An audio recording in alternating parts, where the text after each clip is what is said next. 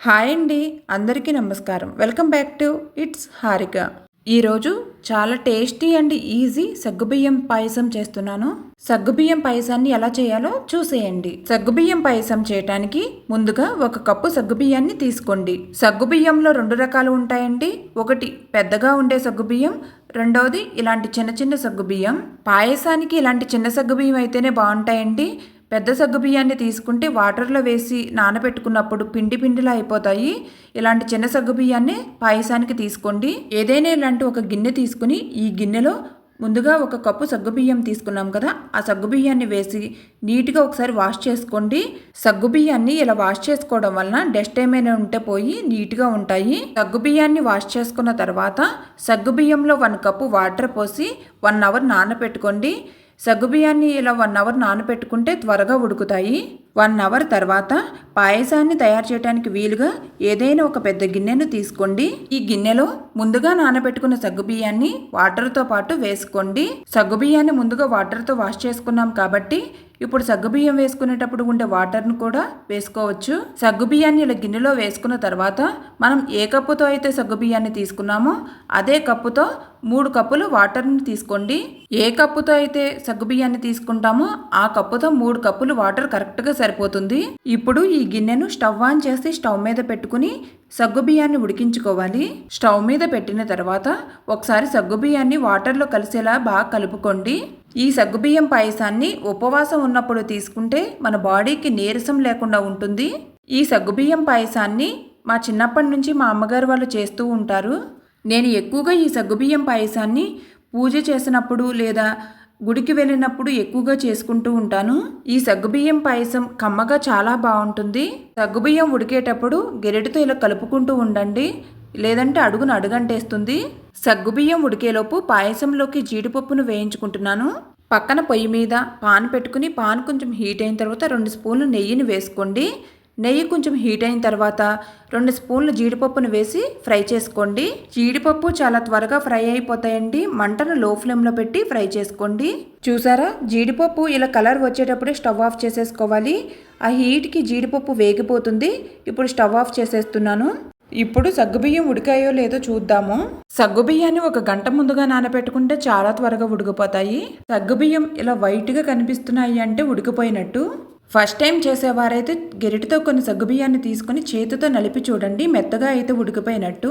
సగ్గుబియ్యం పాయసం ఈ కన్సిస్టెన్సీలో ఉండాలి. చల్లారిన తర్వాత బాగా తిక్కుగా అయిపోతుంది.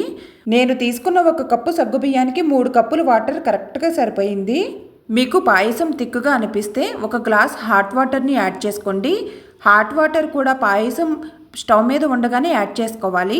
సగ్గుబియ్యం ఉడికిపోయాయి, స్టవ్ ఆఫ్ చేసేసుకుంటున్నాను. పాయసంలో పాలను వేడిగా ఉన్నప్పుడు పోయకూడదు, పాలు విరిగిపోతాయి. పాయసం కొంచెం చల్లారాలి. ఇప్పుడు పాయసాన్ని పక్కన పెట్టుకుని చల్లారనివ్వాలి. పాయసాన్ని చూసారా, మరీ తిక్కుగా కాకుండా ఇలా ఈ కన్సిస్టెన్సీలో ఉండాలి. ఈ పాయసం కొంచెం గోరువెచ్చగా ఉన్నప్పుడు కాచి చల్లార్చిన పాలను యాడ్ చేసుకోవాలి. ఈ పాలల్లో నేను ఏమీ యాడ్ చేయలేదండి. ఇవి ఆవు పాలు, అందుకే ఎల్లో కలర్లో ఉన్నాయి. పాలు అనేది మన ఇష్టం అండి. నేను 1 గ్లాస్ పాలను యాడ్ చేసుకుంటున్నాను. నేను ఎప్పుడు 1 కప్పు సగ్గుబియ్యానికి 1 కప్పు పాలను పోసుకుంటాను. పాలు పోసిన తర్వాత పాయసాన్ని ఇలా బాగా కలుపుకోండి. ఫ్లేవర్ కోసం 2 యాలకులు, 1 స్పూన్ పంచదారను తీసుకుని మిక్సీ పట్టుకున్నాను. ఈ యాలకుల పౌడర్ను కూడా పాయసంలో వేసి బాగా కలుపుకోండి. యాలకులు మిక్సీ పట్టుకునేటప్పుడు 1 స్పూన్ పంచదారను వేసుకోవడం వలన త్వరగా గ్రైండ్ అవుతాయి. పంచదార ఇష్టం లేని వాళ్ళు పంచదారను స్కిప్ చేయవచ్చు. తర్వాత 1 కప్పు సగ్గుబియ్యానికి 1 కప్పు బెల్లాన్ని తీసుకున్నాను. బెల్లాన్ని ఇక్కడ చూపిస్తున్నట్టుగా సన్నగా తురుముకుంటే పాయసంలో వేసుకున్నప్పుడు బెల్లం త్వరగా కరిగిపోతుంది. స్వీట్ ఎక్కువగా తినేవారైతే ఇంకొక 1/2 కప్పుని ఎక్స్ట్రా యాడ్ చేసుకోండి. నేను ఎప్పుడు 1 కప్పు సగ్గుబియ్యానికి 1 కప్పు బెల్లాన్ని వేసుకుంటాను. స్వీట్ కరెక్ట్గా సరిపోతుంది. ఇలా తురిమిన బెల్లాన్ని వేసి పాయసంలో కలిసేలా బాగా కలుపుకోండి.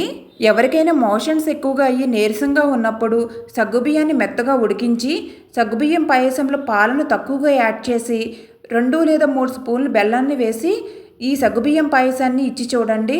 నీరసం చాలా త్వరగా కంట్రోల్ అవుతుంది. బాగా నీరసంగా ఉన్న వాళ్లకు ఈ సగ్గుబియ్యం పాయసంలో పాలను తక్కువగా యాడ్ చేసి ఒకేసారి కాకుండా రోజుకి 2 లేదా 3 సార్లు ఈ సగ్గుబియ్యం పాయసం ఇవ్వడం వలన నీరసం చాలా త్వరగా కంట్రోల్ అవుతుంది. నీరసంగా ఉన్నప్పుడు సెలైన్ మన బాడీకి ఎంత బాగా యూజ్ అవుతుందో, అలాగే పాలను తక్కువగా యాడ్ చేసి సగ్గుబియ్యం పాయసాన్ని తీసుకుంటే సెలైన్లా చాలా బాగా యూజ్ అవుతుంది. వేసవకాలంలో ఈ సగ్గుబియ్యం పాయసాన్ని ఎక్కువగా చేసుకుంటూ ఉంటారు. మా అమ్మగారు వేసవకాలం స్టార్ట్ అయిన దగ్గర నుండి రాగి జావా, మిల్లెట్స్ జావా చేసేటప్పుడు సగ్గుబియ్యాన్ని కొంచెం నానబెట్టి ఆ సగ్గుబియ్యాన్ని వేసి జావ చేస్తారు. బెల్లం బాగా పాయసంలో కలిసిన తర్వాత ముందుగా వేయించి పెట్టుకున్న జీడిపప్పును పాయసంలో వేసుకోండి. బెల్లం పాలల్లో కలిసిన తర్వాత చూసారా, లైట్గా ఎల్లో కలర్లో వస్తుంది. తర్వాత సన్నగా కట్ చేసిన బాదం పప్పు, పిస్తా పప్పును యాడ్ చేసుకోండి. ఇవి ఆప్షనల్ మాత్రమే.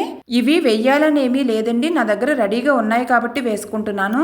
పాయసాన్ని తీసుకున్నప్పుడు మధ్య మధ్యలో ఇవి తగులుతూ ఉంటే టేస్ట్ బాగుంటుంది. ఇలా డ్రై ఫ్రూట్స్ వేసుకున్న తర్వాత ఒకసారి బాగా కలుపుకోండి. పాయసాన్ని చూసారా, పాలు విరగకుండా ఎంత బాగా వచ్చిందో. పాయసం వేడిగా ఉన్నప్పుడు పాలు పొయ్యకూడదు. అలాగే బెల్లాన్ని కూడా పాయసం కొంచెం చల్లారిన తర్వాత బెల్లాన్ని యాడ్ చేసుకోవాలి. ఇలా చేసుకుంటే సగ్గుబియ్యం పాయసం చాలా బాగుంటుంది. ఇంకెందుకు ఆలస్యం, కమ్మని సగ్గుబియ్యం పాయసాన్ని గ్లాసుల్లోకి సర్వ్ చేసుకోండి.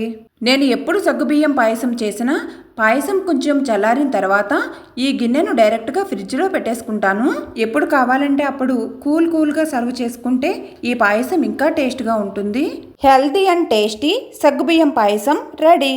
సగ్గుబియ్యం పాయసాన్ని ఎవరైనా చాలా ఈజీగా ప్రిపేర్ చేసేసుకోవచ్చు. నేను చూపించిన ప్రాసెస్లో సగ్గుబియ్యం పాయసాన్ని ట్రై చేసి కూల్గా ఈ సమ్మర్లో మీ ఇంట్లో వాళ్ళందరికీ సగ్గుబియ్యం పాయసాన్ని టేస్ట్ చూపించండి. ఇలాంటి మరిన్ని ఈజీ అండ్ టేస్టీ రెసిపీస్ కోసం ఇట్స్ హారిక ఛానల్ను సబ్స్క్రైబ్ చేయండి. నా వీడియో కనుక మీకు నచ్చినట్లయితే మీ ఫ్రెండ్స్కి, రిలేటివ్స్కి నా వీడియోస్ను షేర్ చేయండి. Thank you for watching.